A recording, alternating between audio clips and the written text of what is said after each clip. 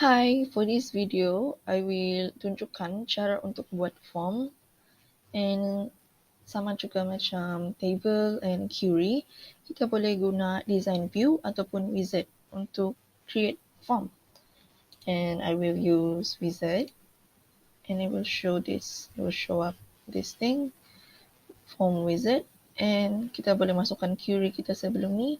Sama juga macam buat query, just add into this field. Next, and next, arrange controls. Kita boleh pilih lah arrangement kita macam mana untuk kita punya form. Boleh pilih ni, ini. Ikut suka hati sendiri macam mana yang kita suka.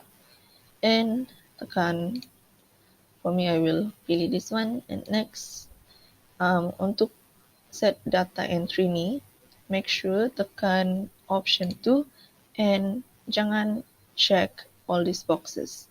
Sebab kalau kita tekan benda ni, it will not allow us to modify any existing data. Okay, contohlah kita buat modification in our table, it will not automatically tukar dalam form ni. So, menyusahkan lah. And sebab tu kita perlu uncheck all these boxes so it will allow any modifications. And so tekan next, apply style. Kita boleh pilih style yang kita suka di sini. I will use page, and for field border, this thing you can choose antara no border, 3D look or flat. I will choose flat. And paling last, kita boleh buat next and set name of the form. Kau boleh pilih lah nama untuk kau punya form. I will just do it like that. Table computer lab and tekan finish.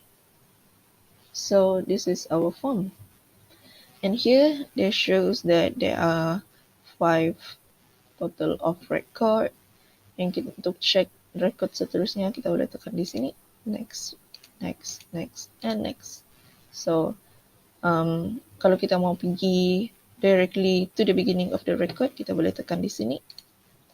Atau kalau kita mau cari data kita, contohlah kita ada beratus-ratus record of data and it's very hard to tekan satu persatu, you can just use this magnifying glass, tekan find record, and lab room, mana satu where to search, contohnya single field, lab room, tekan room nomor 2, search, and dia akan show up here, lab room 2, lab room 3, and 5 or 4, dia memang akan muncul di sini. So, this is how you make your form, and that's it. Kalau mau exit, kita boleh tekan close and form kita dah muncul di sini.